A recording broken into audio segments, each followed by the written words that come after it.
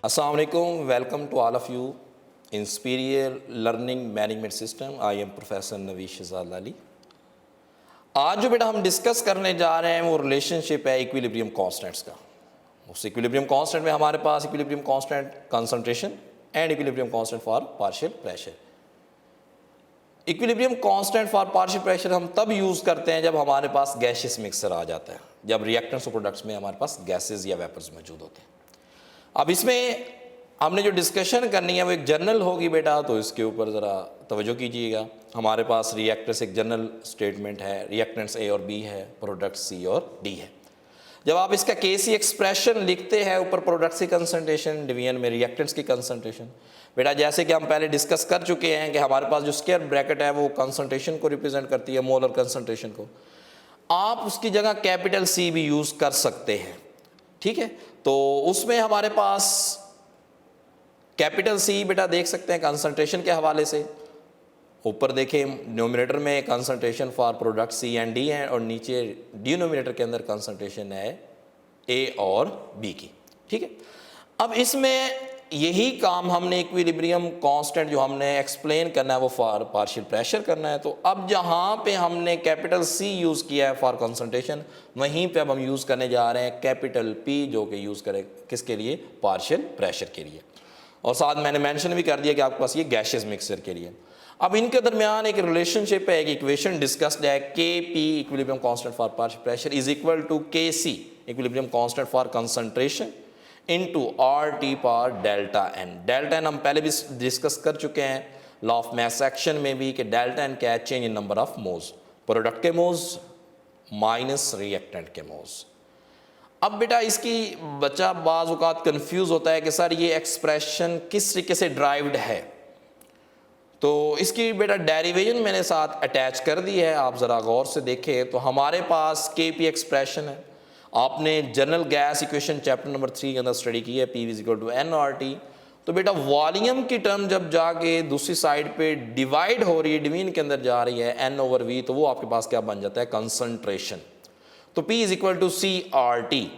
अब यही इक्वेशन जब मैं रिएक्टेंट A के लिए यूज़ करूँगा तो मैं साथ P A C A mention कर लूँगा, B के लिए यूज़ करूँगा साथ B भी मैंशन, C और D प्रोडक्ट्स हैं तो उसके लिए भी ऐसा हम यूज़ कर सकते हैं। अब जब हम केस P की एक्सप्रेशन की बात करते हैं तो ऊपर बेटा पार्शियल प्रेशर प्रोडक्ट्स का है, डिवीजन में रिएक्टेंट्स का है। तो हमने भी वही काम किया है कि आपके पास जो पी सी पी डी और पी ए और जो हमारे पास पी बी वगैरह की वैल्यू वही हमने मेंशन कर दी है, सी सी आर टी आप देख सकते हैं बेटा, C D R T, C A R T, और जो उनके पावर्स हैं, जो कोफिशिएंट्स हैं वो एक्सपोनेंट्स में चले गए हैं। अब इसमें हम सी सी जो पावर है concentration for product C and concentration for product D, तो उसके लिए हम सेपरेट और उसके एक्सपोनेंट्स सी डी और ए बी इस तरीके से मेंशन कर सकते हैं। अब इसमें देख सकते हैं कि बेटा आपके पास ये जो एक्सप्रेशन आया ये के सी की इक्वल है, तो इस लिहाजा हम के बी इज इक्वल टू उस एक्सप्रेशन की जगह के सी मैंशन कर देते हैं। और हमारे पास ऊपर आर टी की पावर क्या है, सी प्लस डी एक्सपोनेंट के अंदर जो कि प्रोडक्ट्स के मोल्स हैं, और नीचे आपके पास डिनोमिनेटर के अंदर क्या है, ए प्लस बी है। जब ऊपर जाएगा तो वो माइनस होगा। बेटा याद रखिएगा मैथ का रूल क्या है कि जब बेस सेम हो, जब आप न्यूमिनेटर से डिनोमिनेटर में जाते हैं या डिनोमिनेटर से न्यूमिनेटर में आते हैं, तो हमेशा आप उसकी जो पावर होती है उसका साइन चेंज कर देते हैं। अगर प्लस है तो माइनस, माइनस है तो प्लस। तो लिहाजा हमने भी वही काम किया कि हमारे पास जो डिनोमिनेटर ए प्लस बी जब वो ऊपर गया तो उसका साइन चेंज कर दिया, माइनस लिख दिया। और प्रोडक्ट के मोल्स माइनस रिएक्टेंट के मोल्स हमने डेल्टा एन स्टडी किया, तो लिहाजा के P is equal to K C R T की पावर डेल्टा एन। ओके बेटा, ये लास्ट में थोड़ा सा है, ये बेटा के P is equal to K सी है, यहाँ पे गलती से के पी लिखा गया है, इसको ज़रा करेक्ट कर लीजिएगा। अब इसकी बेस पे हम एक कंक्लूजन ड्राइव करते हैं कि हमारे पास जब रिएक्टेंट्स और प्रोडक्ट्स के मोल्स इक्वल होंगे या अनइक्वल होंगे तो हम किस तरीके से इसको एक्सप्लेन कर सकते हैं। ज़रा देखिएगा, पहला जो केस है change in number of moles is equal to 0। इसका मतलब क्या है कि रिएक्टेंट्स और प्रोडक्ट्स के मोल्स क्या है बेटा, इक्वल है। जब वो इक्वल है तो इसका मतलब के पी और के सी भी क्या होंगे, इक्वल होंगे। फॉर एग्जांपल जैसे हाइड्रोजन और आयोडीन आपस में रिएक्ट करते हैं, हाइड्रोजन आयोडाइड बनता है, जितने रिएक्टेंट्स के मोल्स हैं उतने ही क्या है बेटा, प्रोडक्ट्स के मोल्स हैं। तो इसमें हमारे पास के पी और के सी जो भी वैल्यूज हैं दोनों क्या है, इक्वल होंगी। जब delta N greater than 0 means delta N positive. इसका मतलब क्या है बेटा, प्रोडक्ट के मोल्स ज़्यादा होंगे, प्रोडक्ट के मोल्स ज़्यादा हैं, रिएक्टेंट्स के मूव्स कम हैं, तो इस केस में क्या होता है, K P is greater than के सी जब आप उसकी वैल्यूज़ पुट करते हैं। अब हमारे पास फास्फोरस पेंटाक्लोराइड की एग्जांपल है, फास्फोरस ट्राइक्लोराइड और क्लोरीन के अंदर, ये पहले भी एग्जांपल हम लास्ट टॉपिक में डिस्कस कर चुके हैं। तो इसमें बेटा हमारे पास के पी इज़ ग्रेटर देन के सी। अब नेक्स्ट हमारे पास delta less than 0, it's means delta N is equal to negative, यानी कि रिएक्टेंट्स के मूव्स ज़्यादा हैं, प्रोडक्ट्स के मूव्स कम हैं, जिसकी वजह से equilibrium constant for concentration is greater than equilibrium constant for partial pressure. इसकी एग्जांपल आपके सामने हाबर्स प्रोसेस है, प्रोडक्ट्स के मूव्स कम हैं, रिएक्टेंट्स के मूव्स ज़्यादा हैं, तो आंसर किस में आएगा, नेगेटिव के अंदर।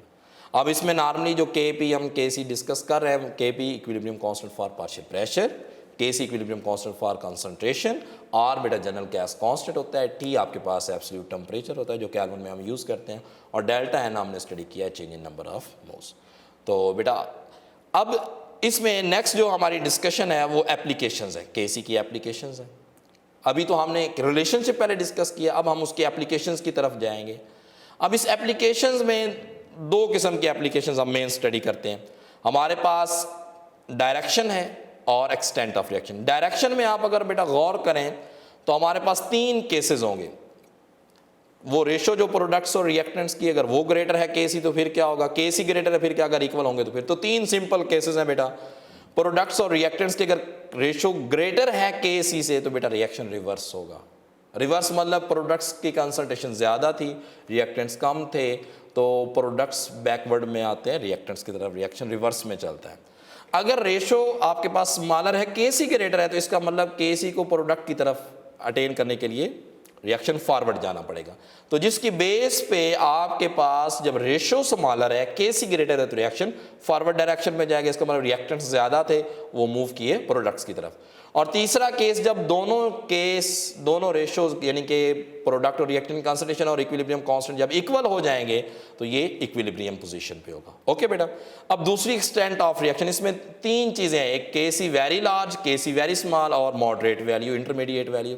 अब इसमें के सी वेरी लार्ज ओजोन की बेटा डिकम्पोजिशन है ऑक्सीजन के अंदर, तो इसमें जो के सी है वो 10⁻55 एट 25 सेल्सियस, यानी कि इसकी वैल्यू बहुत हाई है। इसका मतलब क्या होता है कि जब के सी इज़ वेरी लार्ज, इसका मतलब प्रोडक्ट्स की कंसंट्रेशन इक्विलिब्रियम में मैक्सिमम होती है, रिएक्टेंट्स की मिनिमम होती है। जिसकी कंसंट्रेशन मिनिमम होती है वो अनस्टेबल होता है, जिसकी कंसंट्रेशन मैक्सिमम होता है वो स्टेबल होता है। तो लिहाजा रूम टेम्परेचर के ऊपर बेटा ओजोन अनस्टेबल होगा लेकिन ऑक्सीजन स्टेबल होगा। दूसरा केस वेरी स्मॉल के सी वैल्यू, इसका मतलब क्या, 10⁻−13 HF की डिकम्पोजिशन की एट 2000 सेल्सियस। इसका मतलब क्या है, के सी स्मॉल का मतलब है रिएक्टेंट्स मैक्सिमम होंगे, प्रोडक्ट्स मिनिमम होंगे। इसका मतलब HF बहुत ज़्यादा स्टेबल है ड्यू टू हाइड्रोजन बॉन्डिंग। आप 2000 टेम्परेचर करते हैं फिर भी इसकी के सी वेरी स्मॉल रहती है, इसका मतलब रूम टेम्परेचर के ऊपर तो ये डिकम्पोज होगा ही नहीं। तो लिहाजा मैंने पहले डिस्कस किया है कि जिस कंसंट्रेशन इक्विलिब्रियम मिक्सचर में ज़्यादा है, मैक्सिमम है, वो स्टेबल है, जिसकी कम है वो अनस्टेबल। तो लिहाजा HF स्टेबल है, हाइड्रोजन और फ्लोरीन अनस्टेबल। और तीसरा नाइदर लार्ज नॉर वैल्यू, यानी कि इंटरमीडिएट वैल्यू।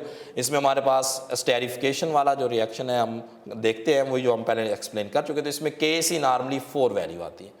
तो इसका मतलब क्या है कि आपके पास ऑलमोस्ट रिएक्टेंट्स और प्रोडक्ट्स की कंसंट्रेशन इक्वल है, तो सही बैलेंस काम चल रहा है, इतना मसला नहीं है। तो मेन आपका टारगेट ये एग्ज़ाम के पॉइंट ऑफ व्यू से भी और MCQs के हवाले से भी के सी की जो एक्सटेंट है ये बहुत ज़्यादा इंपॉर्टेंट है। तो ये बेटा आज हमने जो डिस्कस किया है, ये हमारे पास 2 चीज़ें थी। एक बेटा रिलेशनशिप था इक्विलिब्रियम कांस्टेंट्स का, और दूसरा एप्लीकेशन थी इक्विलिब्रियम कांस्टेंट फॉर कंसंट्रेशन। तो इंशाल्लाह बेटा हम नेक्स्ट लेक्चर के अंदर ली चैटियस प्रिंसिपल पढ़ेंगे, जिसमें हम different pressure, temperature, volume, concentration के जो फैक्टर्स हैं वो इक्विलिब्रियम पोजीशन या केसी को कैसे इफेक्ट करते हैं या नहीं करते, तो वो इंशाल्लाह नेक्स्ट लेक्चर के अंदर। अपना बहुत सा ख्याल रखिएगा। ओके बेटा, अल्लाह हाफिज़।